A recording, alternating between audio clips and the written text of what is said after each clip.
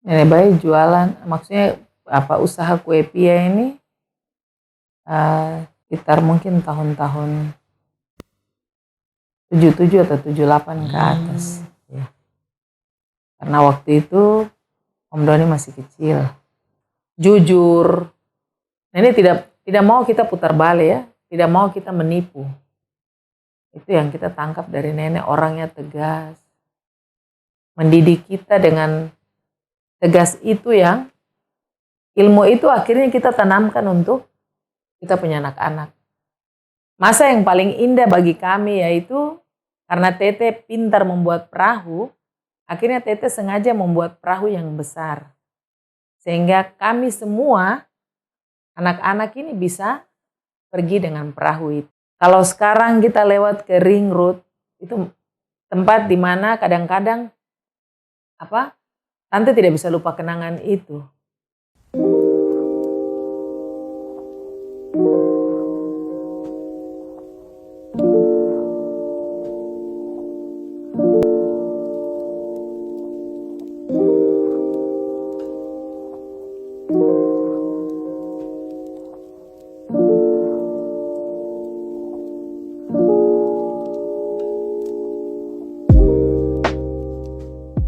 Koiri Kodu Toru Diru. Kembali lagi ke podcast family. Hari ini sebenarnya malam ini sih sudah ada Tante Linda bersama saya di dalam ruang tengah. Kita akan sedikit bercerita tentang mungkin pengalaman-pengalaman hidup dari Tante dan juga hal-hal yang bisa dibagikan ke teman-teman supaya mungkin dari cerita ini ada hal-hal yang bisa diambil sebagai pengalaman hidup bagi teman-teman semua. Oke, sebelum kita cerita, saya mau minta Tante perkenalkan diri dulu. Nama, terus tempat tanggal lahir, anak keberapa, menikah dengan siapa, dan dikaruniai berapa anak. Baik, selamat malam. Terima kasih atas kesempatan yang diberikan kepada saya. Baik, nama lengkap saya Malinda Justina Worabai. Nama Malinda itu bapak saya yang memberi nama itu. Karena kebetulan waktu mama hamil, pasti bapak dan mama sudah percaya bahwa anak yang mereka lahirkan ini anak perempuan. Sehingga bapak membaca dari surat kabar, dan di dalam surat kabar itu ada nama Malinda, yang saya dengar katanya artis dari Cina ya yang nama itu. Sehingga Tete Bayi telah memilih nama itu untuk anak perempuan yang nanti akan lahir.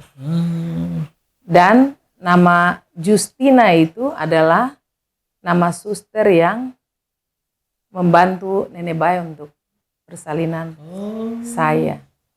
Jadi akhirnya saya diberi nama Malinda Justina Worabai. Ya, tempat tanggal lahir di Serui tanggal 5 September tahun 1968. Anak kelima dari 8 bersaudara dari Bapak Demianus Worabai dan Ibu Dorce Auparai. Baik, saya menikah pada tanggal 9 Mei tahun 92. Nama suami Agustinus Joni Wambrau. Dia seorang TNI Angkatan Laut. Dan dikaruniai 2 orang anak. Anak pertama Francisco Pedro Wambrau dan anak kedua Olivia Natalia Wambrau. Iya, pendidikan saya sekolah di SD Impres Tasangka, masuk tahun 1975. Dan kakak-kakak saya 4 orang itu, mulai dari kakak Suce, kakak Ishak, almarhum kakak Sony, dan kakak saya Martina, mereka seluruhnya sekolah di SD PK Hamadi. Karena waktu itu mereka sekolah, kami masih tinggal di Hamadi. Kami pindah ke rumah ini tahun 74. Dan waktu saya sekolah tahun 75, mungkin Bapak dan Mama berpikir bahwa saya kecil dan nanti sekolah di SD PK Hamadi itu jauh. Kebetulan di daerah kami tinggal ini ada SD yang terdekat, yaitu SD Impresta Sangka. Maka saya bersekolah di situ. Menghabiskan 6 tahun dan lulus pada tahun 81. Masuk di SMP Negeri 2 Polimak, ya, saat itu dibilang SMP Negeri 2 Polimak, yang sekarang dibilang SMP 3. Ya, SMP 2 Polimak, dan lulus tahun 84. Setelah itu melanjutkan di SMEA atau Sekolah Menengah Ekonomi Atas Kota Raja. Setelah tamat sekolah, berkeinginannya saya waktu itu lulus langsung diterima di Uncen. Itu biasanya ada berapa anak yang berprestasi dan tanpa tes, ya. Di antaranya saya, karena waktu kami bagi jurusan tata usaha saat itu, saya juga beberapa kali biasa ranking umum, ya, di jurusan saya. Tapi pada saat kami mau berkeinginan untuk kuliah, kami ini banyak, ya. Anak-anak dari Tete Bayi dan Nenek Bayi itu ada beberapa orang, ya, 8 orang. Dan Bapak pegawai YPK, ya, pegawai kecil yang gajinya tidak besar. Dan selalu gajinya agak terlambat. Untuk itu keinginan untuk kuliah ini akhirnya kami urungkan karena ada kakak-kakak yang lebih membutuhkan biaya orang tua untuk kuliah. Setelah tidak kuliah, ya seperti banyak anak-anak yang lulus SMA berusaha untuk mencari pekerjaan. Sempat waktu itu saya kerja di perusahaan pelayaran EMKL, satu perusahaan pelayaran. Itu perusahaan swasta. Pelni kan? Iya, jadi itu dari Pelni, itu membawahi dari Pelni, ya. Oh. Iya, dia perusahaan pelayaran, jadi pengiriman barang dan lain sebagainya. Ya agak lama lah, tidak sampai 1 tahun. Setelah itu Bapak yang di bagian sini dia bilang, oh di kejaksaan itu mereka ada perlu tenaga untuk honor, ya, bekerja di kejaksaan sampai sudah nanti diangkat jadi pegawai. Tapi pada saat itu suami saya yang sekarang ini, karena kebetulan pendidikan di Surabaya dan datang untuk melamar, akhirnya kami putuskan bahwa nanti setelah menikah, suami meminta supaya setelah kami menikah memilih untuk tidak bekerja, supaya fokus untuk anak-anak. Akhirnya tidak lanjut kerja atau tidak sempat diangkat jadi pegawai, dan setelah itu menjalani kehidupan sebagai ibu rumah tangga. Kemudian terus cerita banyak sampai tadi tante sempat cerita waktu memutuskan untuk berhenti kerja di kejaksaan. Kemudian terus menikah dengan Om, lalu tinggal di sini atau? Iya, kami menikah terus kira-kira mungkin cuma 1 atau 2 hari setelah nikah di rumah ini, terus pindah tinggal di Om punya rumah, ya, orang tua di Bucen 2. Setelah itu 3 bulan di Bucen 2, terus kami pindah ke Kompleks Angkatan Laut Agustus 92. Pindah ke Hamadi Angkatan Laut. Ya, Katanya ada pernah sempat tinggal di Merauke juga. ya, di Hamadi Angkatan Laut tinggal, terus Abang Edo lahir Februari 93 sampai 94. Begitu masuk 95 hamil anak kedua Kakak Olivia, terus hamil 7 bulan karena Om SK turun untuk harus pindah ke Merauke, maka mau tidak mau kita harus pindah. Memang nenek tidak mau karena tante sudah hamil besar. Tapi ya namanya tentara ya, istri tentara di mana suami bertugas, kita harus ikut. Di pedalaman sekalipun, kita harus ikut. Jadi tante akhirnya kita pindah di Merauke itu Oktober 95. Baru Kakak Olivia lahir Desember. 21 Desember. 21 Desember 95. Berarti kakak abang Edo yang lahir di sini. Jayapura, Kakak Olivia lahir di Merauke. Berarti tahun 95. 95 tante dong tiba langsung kakak Pia lahir. Iya, tiba Oktober, 2 bulan kemudian Desember, Kakak Olivia lahir di Merauke. Kemudian di Merauke sampai Iya, berapa tahun terus? di Merauke Jayapura. sampai 7 tahun. Berarti 2002 ya. 2002. 2002 Om punya SK turun, mutasi kembali lagi ke Jayapura ya, Lantamal. Kemudian pernah dengar satu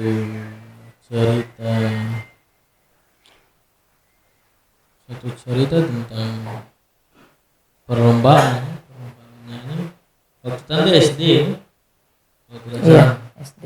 Perlombaan nyanyi, kalau tidak salah apa kasida kan? Sudah ya. Coba tante cerita dulu. Iya, begini. Kebetulan waktu tante sekolah di SD Impresta Sangka, sejak kecil ini ya mungkin darah seni ya dari tete bayi. Sehingga tante waktu masih kecil itu di sekolah juga paling senang menyanyi. Nah, biasanya di sekolah karena sering menyanyi, terus kebetulan ini Islam mereka punya tim menyanyi ya, seperti mungkin kalau kita di gereja dibilang vokal group. Jadi mereka punya tim ini namanya kasidah ya. Mereka sudah latihan pakai gendang itu, tapi tidak ada penyanyi. Akhirnya Bu Guru bilang sama saya, sudah Malinda kok tambah sudah. Kok yang jadi penyanyi karena tidak ada yang bisa menyanyi. Ya, tete bayi itu majelis ya. Orang yang takut akan Tuhan dan di gereja begitu dekat dengan Tuhan. Begitu tante pulang, kasih tahu sama tete bayi, bilang bapak mereka suruh saya tambah dorang menyanyi lagu Islam. Tapi tete bayi tidak berpikir untuk melawan tante, tapi tete bilang ya tidak apa-apa. Menyanyi saja. Terus ikutlah lomba. Kita ikut lomba menyanyi. Di mana? Di Polimak. Di masjid. Iya di masjid. Masjid Polimak. Masjid Polimak. Berarti ini lomba kasidah antara SD SD. di Jayapura. Dapat juara atau tidak? Kita dapat juara 2 waktu itu. Iya. Dapat juara 2. Biasa. Iya. SD ya? SD. Walaupun nyanyi lagu Islam tapi bukan berarti kita tetap ya. Iya. Kerukunan umat beragama tuh kita jaga dengan baik ya. Iya. Toleransi beragama itu penting. Toleransi ya. Kenapa Tante Linda terpikir untuk masuk ke SMEA kan? Iya. Dibanding SMA waktu itu? Alasannya itu bagaimana? Iya. Sebenarnya waktu tamat SMP itu niatnya ingin jadi perawat, suster ya. Jadi waktu itu sudah sempat ikut tes di SPK ya, Dok 2. Sudah sempat ikut tes. Dan memang sudah yakin kalau nanti diterima. Tapi kebetulan karena masih menunggu hasil penerimaan itu agak lama. Akhirnya ya namanya teman-teman ya, dulu teman-teman SMP satu kelas, mereka beramai-ramai untuk, oh nanti ada tes lagi di SMEA daripada kita nanti seperti sekarang ya orang bisa tes 2 kali, 3 Iya. kali ya. Jadi tante akhirnya ikut-ikutan teman saja tes di SMEA. Nah hari yang pengumuman itu rupanya pengumumannya bersamaan. Pengumuman di SMEA, di SPK. Nah, karena pengumuman di SMEA itu kita sendiri yang pergi dengar hasilnya, sehingga tante dengar hasil. Tapi waktu itu pengumumannya SMEA itu masih di Hamadi, di dekat pasar Pelelangan ya. Di situ kan? Di situ. Nah, tapi baru tahu. jadi kita dengar pengumuman semua di Hamadi.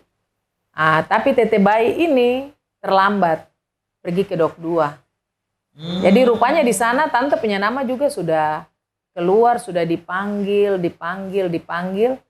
tapi tidak ada orang yang datang. Kita tahu bahwa orang masuk SPK itu agak susah. Dan itu sedikit sekali diterima. Jadi setelah mereka berapa kali panggil tante punya nama terus tidak ada orang, akhirnya mereka coret nama mungkin ganti dengan yang lain. Begitu Tete Bayi datang, oh sudah tidak bisa.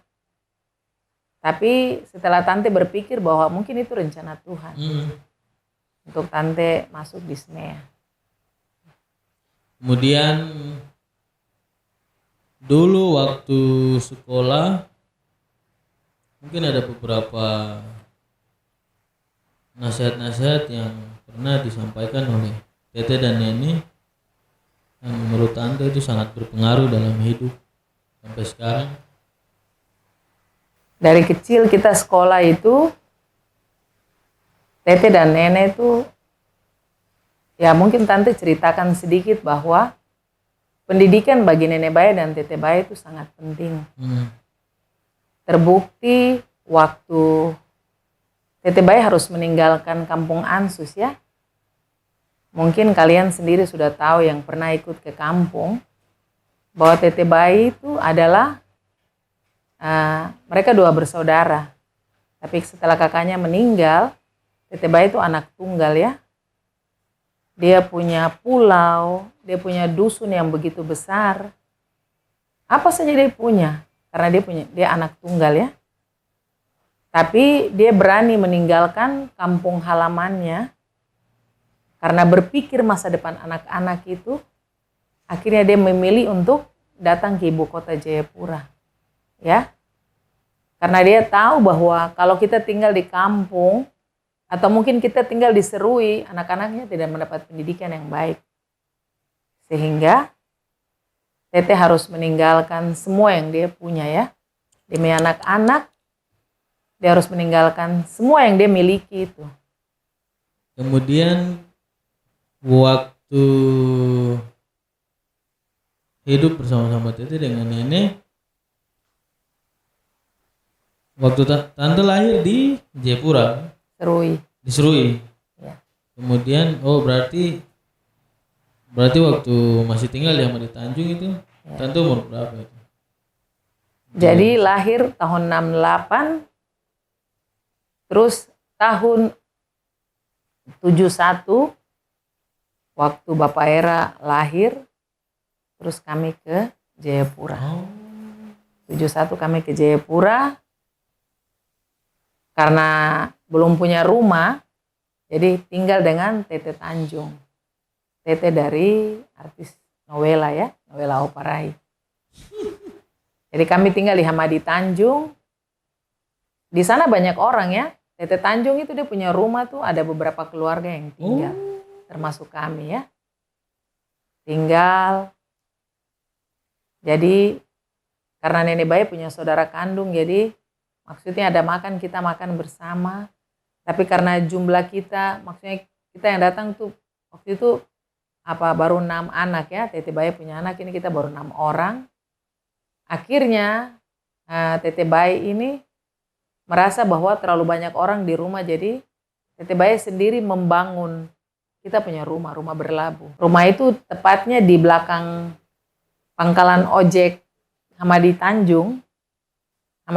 Di Hamadi Tanjung ada pangkalan ojek, itu di belakangnya tuh ada rumah-rumah ini ya berlabuh. Oh, Jadi Tete Bae sendiri yang membangun rumah itu dan akhirnya minta kepada Tete Tanjung untuk kita pindah karena anak-anak sudah banyak ya, 6 orang anak. Ya sampai Tete Tanjung marah, mungkin mungkin ada nenek Tanjung tuh mungkin dengan saudara-saudara yang lain mungkin ada bicara ipar dorang kah, tapi Tete Bae bilang tidak, ini saya punya keluarga, kita harus hidup sendiri bersama. Setelah itu tahun 74 baru kita pindah di rumah di Tasangga. setelah Dedi lahir Iya, baru pindah ke sini. baru kita pindah di sini. Baru di sini Bapak Doni lahir di rumah di sini tahun 76. Tete Bae punya gaji YPK ini kecil ya. Menghidupi 8 orang anak. Itu begitu susah ya, menghidupi 8 orang anak. Jadi harus ada tambahan ya. Kadang-kadang Tete Bae itu pernah sampai tidak gajian itu 6 bulan. Kita bisa bayangkan. Jadi hidup itu harus diakali. Bagaimana bisa memberi makan 8 orang anak ini. Jadi akhirnya Nenek Bae dapat resep kue pia nih dari ada nenek yang pernah Cina mereka ya. Mereka punya resep ini yang Nenek Bae dapat, akhirnya berusaha untuk berjualan.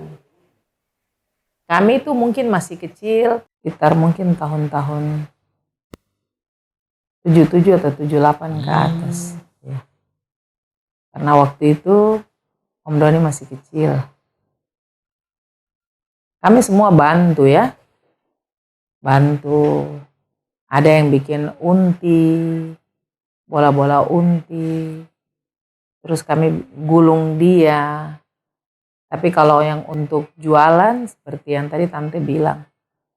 Tante Suce yang mereka sudah besar jadi mereka yang bawa jualan dan hasilnya lumayan karena banyak yang berminat kue pia sehingga kalau sekali pergi tagi ya lumayan bisa untuk menghidupi kita, sekolah, makan.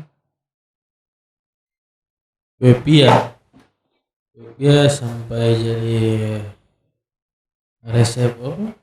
Biasa Turun temurun. ya resep turun temurun itu rahasia. Sampai sekarang dilanjutkan lagi sama Tante Tina dan Tante Suci. Ya. Kue pia.